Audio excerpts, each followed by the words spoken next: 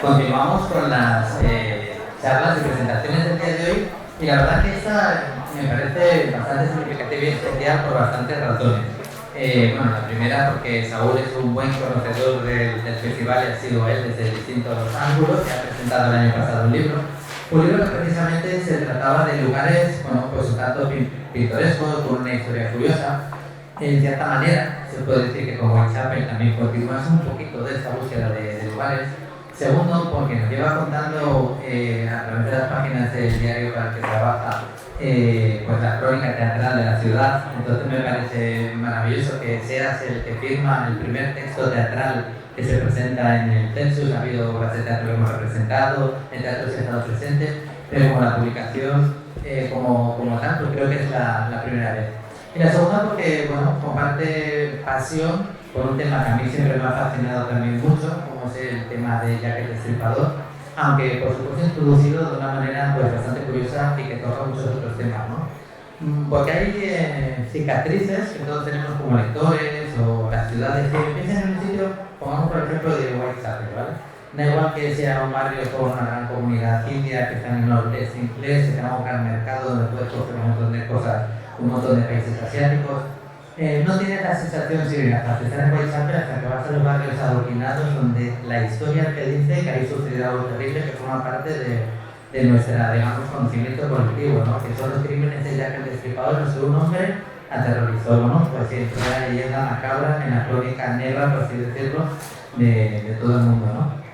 Entonces, esta historia de Whitechapel no es algo que nosotros, que seamos muy morbosos, hayamos leído, hayamos visto en un par de series de televisión, es que realmente lleva excitando la imaginación y siendo mencionado por un montón de autores.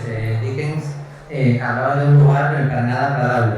En el retrato de Dorian Gray dicen que es un lugar donde los marineros y la gente de baja estofa pues, va a pelearse cuando se aburren, ¿no? Entonces, bueno, lleva estando presente después de esa marca con una cicatriz bueno, que sigue persistiendo y que se sigue notando. Sé que te fascina el teatro, pero ya no sabes esta historia, quieres contar esto y de repente dices, bueno, voy a encerrar a dos personas en una habitación y con esto voy a construir una historia en la que voy a hablar de Jack el Destripador, voy a hablar, bueno, en cierta manera de la pandemia también, voy a hablar de un montón de cosas. Cuéntanos, ¿cuál fue el primer libro? Porque es difícil de saber leyéndolo, ¿cuál fue el primer libro del que tiraste para hacer eso? Jack el Destripador, como decías, es un personaje recurrente en mi larga o corta obra literaria, que estoy hablando de lo primerísimo que publiqué, que fue del instituto. Fue una especie de plagio, o plagio entero, de un reportaje del País semanal en el centenario de Jack el Destripador. Estamos hablando de 1988, mi sobrino no había nacido. Ahí se contaba la historia y yo lo que hice fue convencer al profesor del instituto, que era el que dirigía aquello, el profesor de literatura, oye, que me gustaba contar esa historia de Jack el Destripador, y la conté muy influido por ese artículo. Y a partir de ahí dije, bueno, esto es el enlace, el enganche de una historia que me sugería mucho, porque estamos hablando de un señor que durante unos meses desde septiembre a noviembre, se dedicó a sembrar el terror, y la gente en un barrio de pobres, donde cada pocas semanas había una muerte. Y la gente de ese barrio pobre no sabía quién mataba, ni por qué, ni a quién, ni qué características tenían ese tipo de muertes, que ahora sí sabemos, 100 y pico de años después, 133 me parece que son. Esta incoherencia de sentir el terror en el año 88, en 1888, y volver a sentirlo, porque en cierto modo lo sentimos el año pasado, cuando no podíamos ir a un supermercado o teníamos miedo porque no fuera a ser que tosiéramos, y nos miraran raro porque habíamos tosido. Ese terror se unificó precisamente, esa idea del año 88, de 1888, con el momento presente, se unificaron en el pasado año, y de ahí surgió la historia ¿Qué pasaba? Que necesitaba algo del presente que la actualizara. Y qué mejor que una pareja en destrucción, que han vivido un largo tiempo juntos, están de vacaciones, pongamos por caso, pero de repente se ven vistos obligados a estar encerrados y a contarse esa destrucción. Salió Whitechapel, la obra de teatro, salió Whitechapel, la leyeron algunos compañeros míos del periódico, vieron que ese miedo podía ser concomitante de 1888 con el miedo que se pasaba en el año 2020, y lo siguiente pues será, ya que tenía una obra de teatro, hacerla. Se la di a Ana Blanco, que está aquí, y Ana Blanco dijo que le molaba la historia para moverla, y se la pasó a aquel señor que se llama Jorge Moreno, y Jorge Moreno se la dio a Sonia Vázquez, y entre los tres van a hacer la obra que el día 8 de septiembre os espero a todos en el Teatro Palacio Valdés. Allí veréis lo que sale en este libro, que yo creo que os va a gustar, tanto como a mí y tanto como a ellos tres hacerlo. El 8 de septiembre es un plan perfecto, sales de las primeras salas de las jornadas del cómic y te vas al teatro. Sí. Eso está guay. Digo, también es curioso un poco el detalle de metalenguaje, ¿no? O sea, lo que significa también, aparte, tú nos estás contando una historia, pero nos estás contando una historia de gente que se cuenta historias. O sea, tú contar historias es algo íntimo, tú le cuentas historias a alguien, a quien quieres, bien sea porque le quieres mandar un mensaje pues, para que tenga cuidado con algo, bien para entretenerlo, bien porque está enfermo. O sea, contar historias es algo que une a las personas y nos lleva uniendo desde que somos seres humanos. Pero me gustó bastante el detalle de que la manera que ellos tenían de comunicarse, la manera que tenían de contarse su historia era a través de un personaje que, bueno, que hacía a priori como para contar una relación, pues como que parecía como un poco... Cuenta cómo se te ocurrió todo este juego. En el fondo somos el fruto del relato que nos contamos cuando nos asomamos al espejo. Iba a decir afeitarse, pero no, yo no me afeito. Entonces iba a decir que era... ¿Quién es ese señor? El que dice "Do you talking to me", de Travis Bickle en Taxi Driver. En el fondo es saber quién es ese señor, y ese señor es el que responde a un cuento que se cuenta uno o que le han dicho quién es. Entonces, en el fondo, ¿quiénes somos? Somos el cuento que nos contamos o que recibimos. Y esa historia de los cuentos sobre los cuentos, o sea, sobre qué cuento me cuento yo a mí mismo para explicarme yo a mí mismo y qué cuento le cuento a mi pareja para explicarme también a mí mismo, era la estructura que necesitaba para que ese terror, esa acción que prestábamos de una pareja en destrucción, que esa pareja en destrucción se refleja en otra pareja en destrucción, que resultó que era cierta, que era una víctima colateral de Jack el Destripador, que sale en la prensa pero no sale en los libros sobre Jack el Destripador, que es una mujer que decidió suicidarse porque tenía miedo de que Jack el Destripador la matara. Eso me parecía como el colmo del miedo. Entonces ese tipo de cosas al final se redondean y sale de Whitechapel.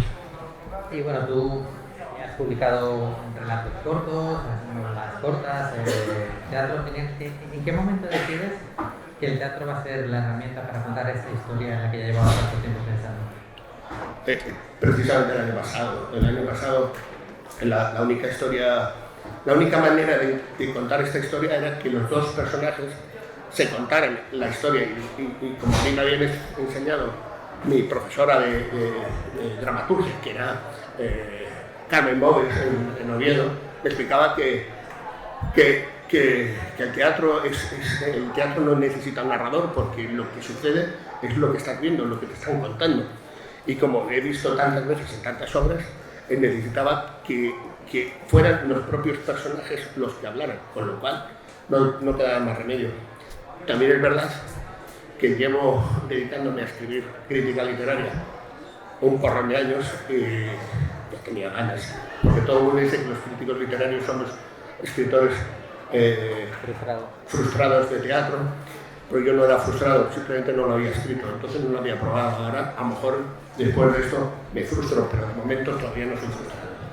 Y bueno, sé que ya comentaste que en septiembre se estrenará, además ganó un premio, ¿no? Sí, tiene, el proyecto que presentamos tiene una beca de la Factoría Cultural y con ello estamos empezando a moverse. Estamos empezando a movernos.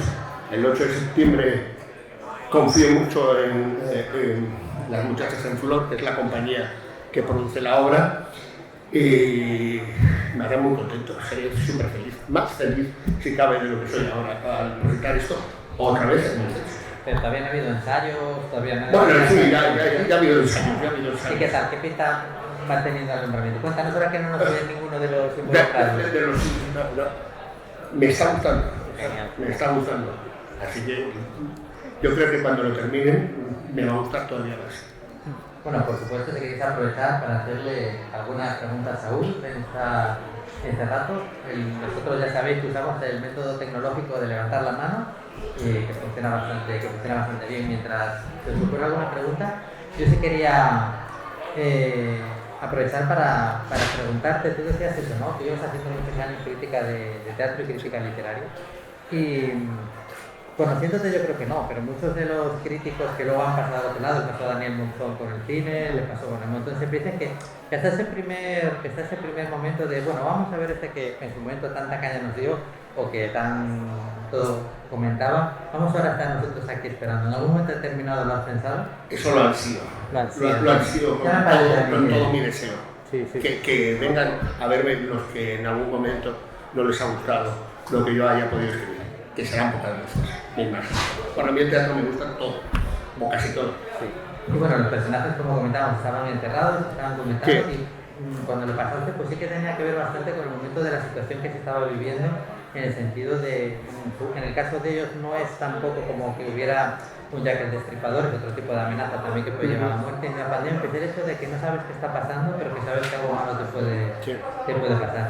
Esa precisamente es la acción comienza con una pareja en una habitación y con un anuncio de que el mundo, según creían que funcionaba, pues ya no funciona así.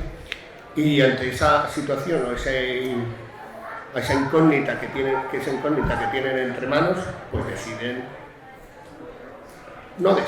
surge y se cuentan las historias de terror que se contaban y se acuerdan de cuando no eran una pareja en destrucción, sino una pareja en construcción. Y a partir de ahí desarrollamos este drama que yo creo que ya no puedo contar más, porque seguro que los directores me dicen cosas luego y se cabrean conmigo por contar más de la cuenta. No vamos a desvelar más de la cuenta, pero sí que en cierta manera, por anclarlo un poquito también con lo que presentamos el año pasado, con ese Atlas extraño y maravilloso, tú sigues anclándote también a lugares, ¿no? Que de una forma así. Esta historia se desarrolla en Whitechapel, en el barrio de Whitechapel, que es uno de los barrios del East End. El East End es la zona extrema del este de Londres. Es un barrio que en el siglo XIX, es decir, cuando se desarrolla toda la trama de Jack el Destripador, es decir, cuando Jack el Destripador sale a la calle a matar gente, estamos en la época victoriana de la reina Victoria. Es todo un barrio paupérrimo donde viven judíos perdidos de Europa, viven hugonotes escapados de Francia, está todo lleno de fábricas de toda clase, de fábricas de forjas, de fábricas textiles, de todo tipo de cosas. La iluminación no ha llegado, la iluminación pública no ha llegado a este barrio, es un barrio oscuro, cuando llega la noche es muy de noche. Las mujeres las mujeres pobres limitan su vida a conseguir los 4 peniques que cuesta la cama cada noche. Muchas, hay una contabilidad de prostitutas enorme, porque los señores de bien del West End bajan al East End a buscar pasión de noche, y tenemos una situación que todo hace presagiar la tormenta perfecta. Con esa oscuridad, con esa pobreza, un tipo decide salir a la noche a matar gente. Y cuando termina de matar gente, nadie sabe por qué lo ha hecho y nadie sabe quién lo ha hecho. Y toda este enigma se presenta hace 130 años, ya digo, y todavía seguimos sin saber qué ha sucedido. Y este no saberlo es lo que hace que un caso tan notable o tan notorio como este, porque luego hubo muchos más psicópatas, pero este en concreto tenía hasta nombre comercial, que era Jack el Destripador. Teniendo en cuenta todo esto, se convierte en una especie de leyenda, de mito, de tipo de Drácula, de monstruo generalizado, de asesino de mujeres, del primer criminal del heteropatriarcado, como ya lo tienen ya en algunos casos analizado. Es decir, y luego vemos que lo que descubre es que sus víctimas eran tan pobres y tan menesterosas que al final descubre que descubre precisamente o permite esta muerte, pongamos entre comillas, descubrir que era un sitio donde vivía gente amontonada y triste y sin dinero. No nos queda tiempo por una respuesta demasiado larga, pero yo sé que tú has ido bastantes veces a hacer rutas, investigar el lugar. Ya en general en Inglaterra es uno de tus puntos a los que viajas mucho y interesante de este tema. Me imagino que estando in situ y es profesor habrás investigado mucho. Cuéntanos una anécdota de la que no suele llegar si no escarbas mucho dentro del mito de Jack el Destripador y Whitechapel que te sorprendiera particularmente. La historia comienza con un monólogo que hace el personaje de Pablo, que cuenta que se va a dar un paseo por el barrio de Whitechapel, que se da un garbeo por la mañana, que ve los mercados, que ve las tiendas, que ve cómo es el barrio por la mañana, es decir, a plena luz del día, y decide parar a comer en una cafetería. Para comer y sale de la cafetería y ya no es de día, es de noche. Y ha empezado a nevar. Y ha empezado a oscurecer, porque en Londres en invierno oscurece súper pronto.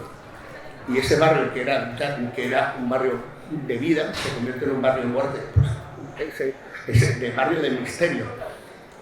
A mí me sucedió exactamente eso. Estaba paseando, me fui a un bar, comí, salí del bar y empezó a nevar y se hizo de noche. Y de repente, en el año 2008, empezó a pasear por las calles del barrio de Whitechapel, no hay nadie, y digo yo, hostias, que lo mismo me está persiguiendo Jack el Destripador.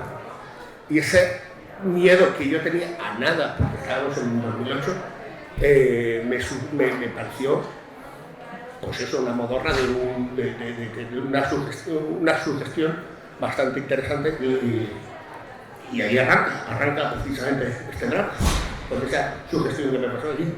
Es tu segundo Celsius consecutivo y cada vez te vas lateralmente acercando más y más al género, pero tengo entendido que es posible que tu inmersión ya inminente sea total. Cuéntanos un poquito. Sí, próximo verano, palabra, presentaré a Avilés Zombie, que es la novela zombie en la ciudad de Avilés. Ya veréis cómo nos va a gustar, tanto como a mí. Y luego la más fantástica, y luego a lo mejor leyendo entre líneas no es tan fantástica como parece. O sea, bueno, ya hablaremos de ello. Ya veréis. Antes decías que somos el relato que nos contamos, el relato que le contamos a los demás, pero también formamos parte de una aldea global, ¿no? Entonces muchas historias son ya el cúmulo de ladrillos, de relatos que va poniendo la gente en una pared, ¿no? En el caso de Whitechapel, en el caso de Jack el Destripador, pues no solo no es una excepción, sino que es un muro grandísimo, ¿no? Tenemos aparte de todo lo que habíamos mencionado antes y miles de referencias más, yo qué sé, desde el Congel de Lamour, de repente en una serie como Gotham, es decir, su personaje pues viene de Whitechapel y mantienen en un universo ficticio una ciudad real del mundo.